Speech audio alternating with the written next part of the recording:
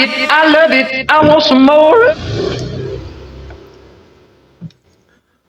Alright, welcome back mga kabayan dito po sa ating munting YouTube channel, ang Nards TV 51.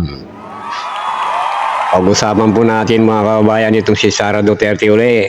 Kung saan nga po ito si Sara Duterte, abay para palang bata.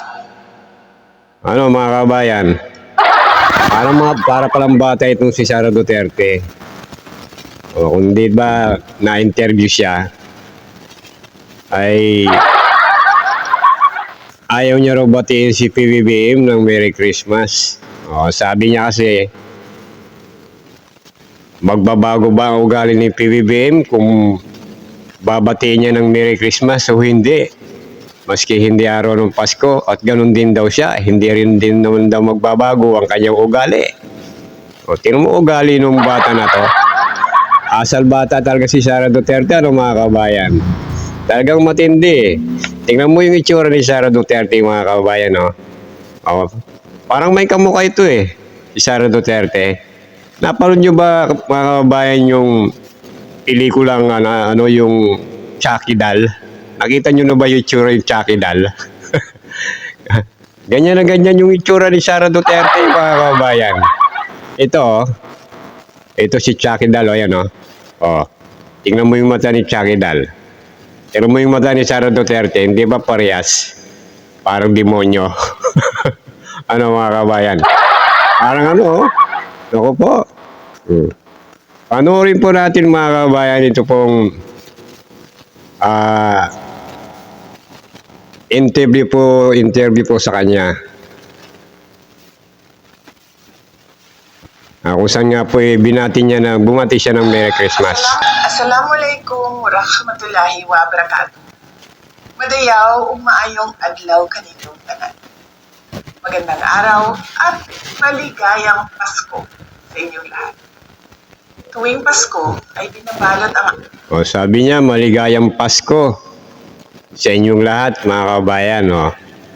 Dito para sa pagbati niya, halatang may binabasang script ito. Hindi talaga makapagsalita si Sara Duterte, mga kabayan. Wala pong binabasang script. Ganito po kabubo ito. Ang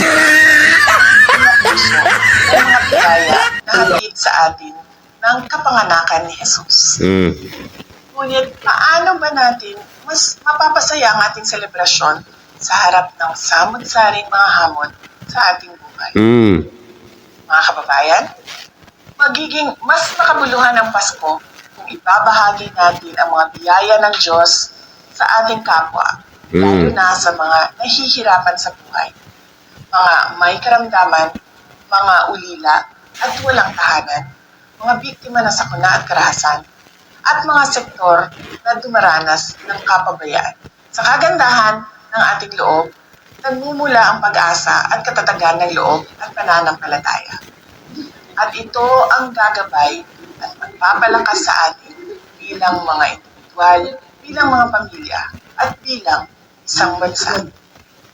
Hangad ko ang inyong kaligayahan kasama ang inyong mga kapamilya at mahal sa buhay.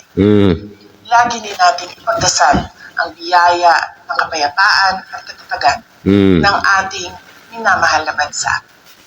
Tandaan po natin na ang pusong Sabi niya, ng ating minamahal na bansa raw, mga kabayan, ang sabi niya.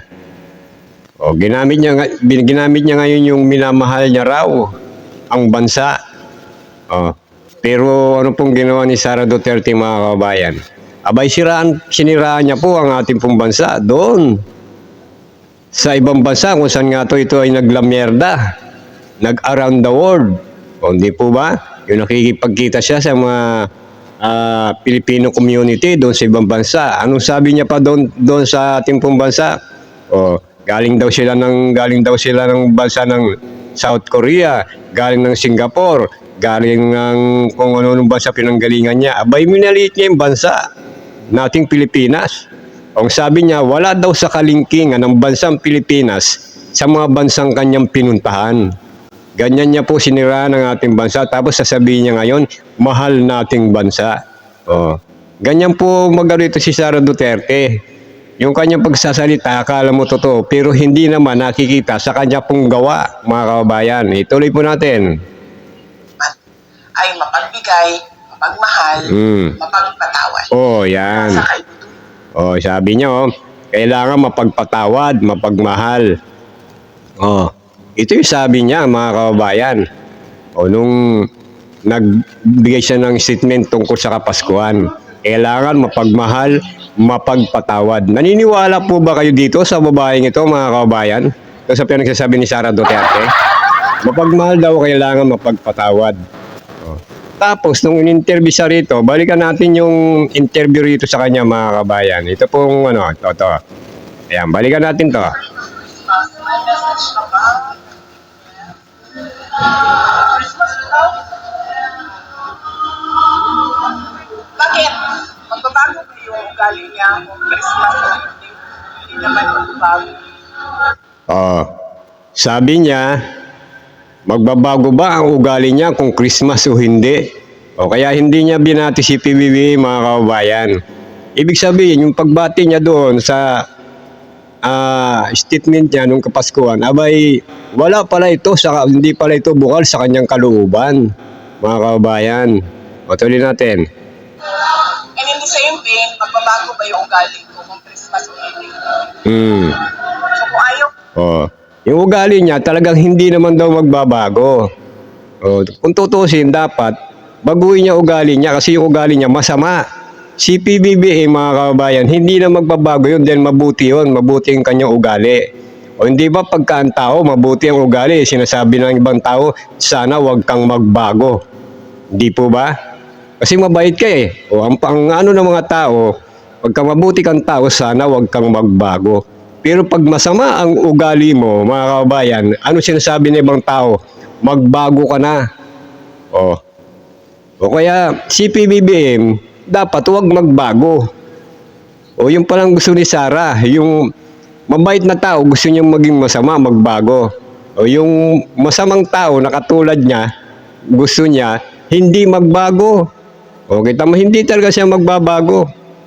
No, baliktad na ng mga kabayan. O kaya itong si Sara Duterte, dapat yung ugali niya, ang dapat niyang baguhin dahil masama eh. O tuloy natin. kahapon na hindi Christmas, ayaw ko siya batiin ngayon na Pasko. May ganun kasi ako na tao. Oh, ano na? Hindi niya binati si PBBM kasi ganun daw talaga siya. Pagka ayaw niya batiin ng tao, ayaw niyang batiin. O, ibig sabihin, yung panawagan niya tungkol sa Christmas, mga kababayan, hindi pala bukal sa kanyang kalooban. Ano lang pala ito? Kumbaga, dahil nakaharap siya sa camera, pakunwari lang, mapagpanggap talaga itong si Sara Duterte, mga kababayan. Hindi po ba? Yan ang ugali ni Sara Duterte. O, tignan mo naman yung mukha nito, mga kababayan. O, tignan mo yung itsura niya. O. Tignan mo ito si Chucky Dal, mga kababayan. Ano yung itsura niya? O. O. Hindi ba kamukha niya? Ayan o, tignan mo yung mata. O. Ayan o. Kamukha niya talaga o. O, pagsamahin natin yung mukha ng dalawa niyan. O, ayan o. Ayan. Ayun, tingnan mo, magkamukha. Pareha sila, no, mga kababayan, no. Parang si Chucky Dal. O. Ayan, mga kababayan. Yan ang maliwanag na itong si Sara Duterte, ang kanyang mga pinagsasabi, hindi pala bukal sa kanyang kalooban. O. Sa bagay, yung naniniwala na lang naman dito, yung mga tagasunod nilang mga bobong DDS, eh. O, yung naniniwala sa kanya. Palibasa itong si Sara, bobo. Ang tagasunod niya, bobo rin. Ganyan po yan, mga kabayan. O, hanggang sa muli po, mga kabayan. Kung hindi pa po kayo nakapag-subscribe, mag-subscribe po kayo at huwag kalimutan i-click ang notification bell para maging updated po kayo sa ating pong mga reaction video. At huwag nyo rin pong kalimutan, i-follow po ninyo ang ating pong Facebook page. Ayan, Nards TV 51. At kung mayroon po kayong TikTok, may TikTok din po tayo. Ayan, Nards TV 51 din, mga kababayan.